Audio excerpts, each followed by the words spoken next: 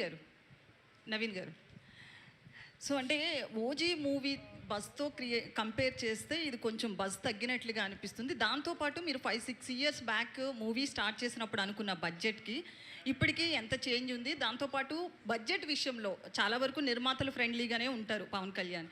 So ఆయన ఏమైనా budget విషయంలో ఏమైనా మీతో మాట్లాడడం కావచ్చు, అట్లా ఏమైనా రెమ్యునరేషన్ తగ్గించుకోవడం కానీ ఏమైనా చేశారా ఈ మూవీ విషయంలో? అంటే ఈ మూవీ 5-6 ఇయర్స్ ముందు మొదలవలేదండి. అనుకుంది 5-6 ఇయర్స్ ముందు. 2023 ఎండ్లో వీ షాట్ ఫర్ 10 days. మొన్న జూన్ 10th నుంచి జాన్ దాకా కంప్లీట్ మిగతా వాట్ ఎవర్ 70-80 days షూట్ తీసాం. అంతేగాని అంతకుముందు తీసింది ఒక 10 days. తర్వాత ఇది నేను చెప్పా కదా, హరీష్ గారు అన్నంతవరకు బడ్జెట్ ఎప్పుడు ప్రాబ్లం ఉండదు. అదే ఆయన అంటే ఆయన మీద ఉన్న కాన్ఫిడెన్స్ కావచ్చు, కమాండ్ కావచ్చు, ప్రొడ్యూసర్ లాగానే ఫైట్ చేస్తాడు ఆయన. అంటే అన్నెసరీ వేస్టేజ్ ఇది నేను చెప్పా కదా, హరీష్ గారు అన్నంతవరకు బడ్జెట్ ఎప్పుడు ప్రాబ్లం ఉండదు. అదే ఆయన అంటే ఆయన మీద ఉన్న కాన్ఫిడెన్స్ కావచ్చు, కమాండ్ కావచ్చు, ప్రొడ్యూసర్ లాగానే ఫైట్ చేస్తాడు ఆయన. అంటే అన్నెసరీ వేస్టేజ్ ఏదైనా ఉంటే మట్టుకి ఆయన సొంత రూపాయలాగా ఫీల్ అవుతాడు, ఇరిటేట్ అవుతాడు, ఫైట్ చేస్తాడు. సో కళ్యాణ్ గారు ఇంకా ఆయన ఎంత సపోర్ట్ చేశాడంటే, ఆయన మా దగ్గర మినిమం నామినల్ అడ్వాన్స్ తర్వాత ఇప్పుడు దాకా ఆయన ₹1 కూడా తీసుకోవాలి. ఆయన క్లియర్గా మీకు కొద్ది డిలే అయింది, కంఫర్టబుల్గా అయితే ఏమైనా చేయండి, లేకపోయినా పర్లేదు అని నేను సినిమా స్టార్టింగ్ ముందు కలిసిన రోజు చెప్పారు ఆయన. అంటే ఇట్స్ ఎ షాకర్. ఇండస్ట్రీలో ఎవరు చెప్పిన నంబర్ కూడా అట్లా చెప్పారు ఆయన క్లారిటీ కూడా. ఏమండి నేను పొలిటికల్గా ఉన్నా, నేను ఎక్కడ ఆగకుండా 3 monthsలో మీ షూటింగ్ కంప్లీట్ చేస్తాను, నాకు పనున్నా నేను ఎవ్రీడే వచ్చి చేస్తానని ఆయన 12 hours 15 hours పనిచేశారు ఈ సినిమాకి. లేకపోతే ఇట్లా అయ్యేది కాదండి. అండ్ ఆయన లుక్ అది ఆయన ట్రాన్స్ఫార్మ్ అయ్యి ఐ థింక్ ఈ మధ్యకాలంలో is looking best in this film.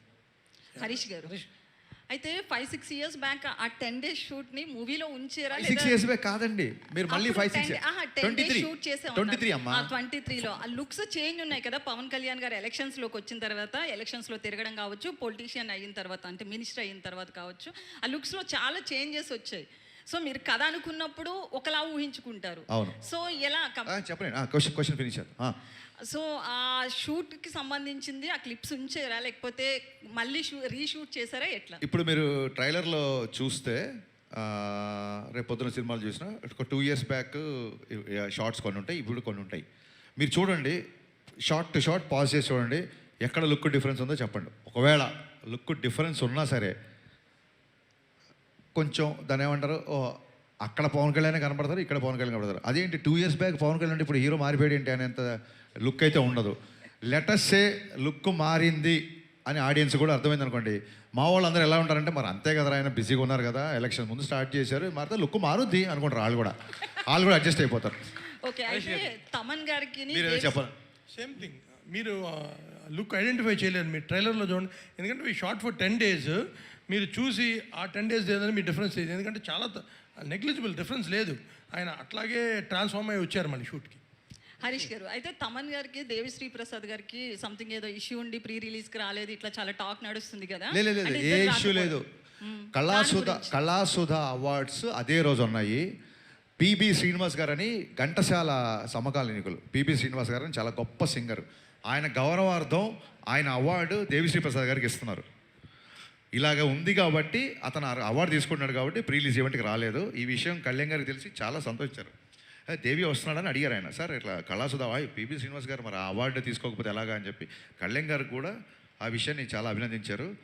ఏమండి, ఈ విషయం 10 సార్లు 10 మంది మిత్రులు అందరూ అడుగుతున్నారు. ఇప్పుడు నేనేం ఫస్ట్ సినిమా తీసే వ్యక్తిని కాదు కదా, మీకు నా గురించి క్లియర్గా తెలుసు. నాకు ఒక వ్యక్తితో పడకపోతే నేను దాచుకొని ప్రశాంతంగా పడుకోగలుగుతానా? మీరు చెప్పండి, మీరే చెప్పండి. నేను ప్రశాంతంగా పడుకోగలుగుతానా? కాదు, సహించే నక్షత్రం అన్నారు కదండి ఇప్పుడే. అది ఈ మధ్య నేర్చుకోవాల్సి వచ్చింది. చూడండి, పోకిర్లో సత్యం రాజేష్ డైలాగ్ ఉంటుంది, అప్పుడప్పుడు ఫ్రెండ్షిప్లో 50,000 అప్పు ఇవ్వాల్సి వస్తుంది. అలాగా అంటే మెచ్యూరిటీ అనేది టైంని బట్టి వస్తుంది కదండి. దాంతో కొంచెం సహించడం కూడా ప్రాక్టీస్ చేసిన. అలాగే శ్రమించడం ఎలాగ ఉంది కదా అని. ఇంకోటి, సహించే రైమింగ్లో ఉన్నాయి కానీ సహించడం అనేది ఉంటుందంటారా? హరీష్ గారు ఎవరంటే మీరు మొహమాటం పెడుతున్నారు. మీరు మీ ఉద్దేశం ఏంటి చెప్పండి. హరీష్ హరీష్ గారు, నవీన్ గారు, ఎందుకు సురేష్ గారు వీళ్ళు మిమ్మల్ని టార్గెట్ చేస్తారు నాకు అర్థం కాదు. అతను సురేష్, నేను హరీష్, మా రైమింగ్ అయినా టైమింగ్ అయినా మేమంతా చెప్పండి సార్ మన వైబ్ ఎలా ఉంటుందో సరే. నవీన్ గారు. ఆయన ఇప్పుడు నిన్న చూస్తే ప్రింట్లు వెళ్ళిపోయి ఒక 5 గంటల పైన పడుకొని 20 రోజులైంది. నిన్న ప్రశాంతంగా మార్నింగ్ 5 గంటలకు అన్నీ సెట్ చేసి లాస్ట్ ట్వీట్ అమ్మయ్య అని ఒక ట్వీట్ వేసి ప్రశాంతంగా 5 గంటలు పడుకొని వచ్చా. అందుకే చాలా ఉత్సాహంగా ఉన్నా. ఎంత కలెక్ట్ చేస్తుంది ఏంటి భగవద్గీతలు చెప్పింది అంటే మీ పని మీరు చేయండి, ఫలితాన్ని వదిలేయండి అన్నారు. బట్ నాకు చాలా లేట్గా అర్థమైంది ఏంటంటే భగవద్గీతలో ఫలితాన్ని దేవుడికి వదిలేయండి అన్నారు. బట్ సినిమా వాళ్ళకి దేవుళ్ళు ఎవరు? ప్రేక్షకులే. అందుకేనేమో ప్రేక్షక దేవుళ్ళు అంటారు. నాకు మొన్న అర్థమైంది. సో పని చేయడం నా పని. ఈ డైలాగ్ కూడా బాగుంది, పని చేయడమే నా పని. ఓకే, సో ఫలితాన్ని ప్రేక్షక దేవుళ్ళకి వదిలేస్తున్నాం. సో వాళ్ళు డిసైడ్ చేస్తారు రిజల్ట్ అనేది. అందుకు ఆ ఇన్ఫ్లుయెన్స్ అలా ఉంది యాక్చువల్గా. నవీన్ గారు, శ్రీలీల గారు, నవీన్ గారు శ్రీలీల గారికి ఇవ్వండి. మీరు మైక్ శ్రీలీల గారు 2 yearsగా ఈ ప్రాజెక్ట్కి కమిట్ అయి ఉన్నారు. ఈ ప్రాజెక్ట్ మూలంగా ఏమన్నా అవకాశాలు వదులుకోవాల్సి వచ్చిందా క్లాష్ వల్ల? ఎప్పుడు అడిగితే అప్పుడు డేట్లు ఇవ్వాలి కదా ఈ సినిమాకి. అంటే ఆ ప్రాసెస్లో మీరు అన్నట్టు ఐ థింక్ ఈ 2 years జర్నీలో కొన్నిసార్లు అలా జరుగుతాయండి. అండ్ అలా జరిగింది. బట్ ఇట్స్ ఓకే పర్లేదండి. నేను I've come to terms with it and I'm very happy. ఈ సినిమాతో నాకు ఇంకొంచెం లాంగర్ ట్రావెల్ ఉండడం వల్ల so I had to choose. Okay, అంటే ఈ సినిమా కోసం నేను యాజ్ డైరెక్టర్గా చెప్పాలి. ఈ సినిమా కోసం తను ఎంత వదులుకుంది అని నాకు తెలుసు.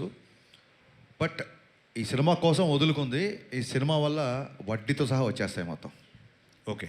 హరీష్ గారు, టీజర్లో ఇందాక మనోడు చెప్పినట్టు భగవద్గీత ఇన్ఫ్లుయెన్స్, భగవద్గీత ప్రస్తావన బాగా ఉంది. దాంతోపాటు ఒక క్యాప్లు పెట్టుకొని ఒక గ్రూప్ ఉంటుంది. ఆ గ్రూప్ దగ్గర ఒక డైలాగ్ ఉంటుంది పవన్ కళ్యాణ్ గారిది. ఇది పేట్రియాట్కి సంబంధించిన, దేశభక్తికి సంబంధించిన డైలాగ్ ఒకటి. ఏ డైలాగ్? అక్కడ డైలాగ్ ఏం పెట్టలేదే. అంటే ఒక సరైన ఉంటుందండి డైలాగ్ ఉంటుంది మీకు. ఏ డైలాగ్ చెప్తే నేను చెప్తాను. బొట్టు పెట్టుకునే డైలాగ్ ఒకటి, బొట్టు పెట్టుకునే ఒక డైలాగ్ అక్కడ ఉండదండి, అక్కడ ఉండదు, వేరే చోట క్లైమాక్స్లో ఉంటుంది. ఓకే, అది హిందూ ముస్లిము లేదా ఇండియా పాకిస్తాన్ అనే టాపిక్ ఏమైనా ఉందా అక్కడ? జాతీయ సమైక్యత అనే టాపిక్ ఉంది. ఓకే, జాతీయ సమైక్యత అనే టాపిక్ ఉంది తప్ప మతాల మీద దాని మీద లేదు. అది మీకు యూబైఏ సెన్సార్ వచ్చినప్పుడే మీకు అర్థమై ఉంటుంది. అలాంటివి ఏం లేవు మన దాంట్లో, అలాంటి కాంట్రవర్సీలు ఏం లేవు. ఓకే. టైటిల్ విషయంలో కూడా ఒకటి ఉస్తాద్ భగత్ సింగ్ సంబంధించి ముందు సెన్సార్ పరంగా ఏమైనా ఇబ్బంది ఏమైనా ఎదుర్కొన్నారా? యూబైఏ వచ్చేసింది, సెన్సార్ వాళ్ళు చాలా హ్యాపీగా ఇచ్చేసారన్న తర్వాత ఉంటే రాదు కదా. అక్కడ ఏమన్నా సెన్సార్కి సంబంధించి ఉస్తాద్ భగత్ సింగ్ని వాడారు కదా. అవును, ఇప్పుడు కూడా వాడాము. సెన్సార్ అయిపోయింది కదా, సర్టిఫికేట్ వచ్చేసింది కదా. అక్కడేమో డిస్కషన్ ఏం జరగలేదు అనమాట. కాదండి, అసలు వచ్చేసింది సర్టిఫికేట్, పోస్టర్లు అయితే రేపు సినిమా రిలీజ్. ఓకే, అంటే ఒప్పించాల్సి వచ్చిందా ఏంటా అని? మీకు మీ వరుసలో ఒప్పించాల్సి వచ్చిందన్న? లేదండి, మన దేశ నాయకుల పేర్లు, లీడర్స్ పేరు చెప్పినప్పుడు అభినందనలు వస్తాయి తప్ప అభ్యంతరాలు ఎందుకు వస్తాయి? ఓకే నవీన్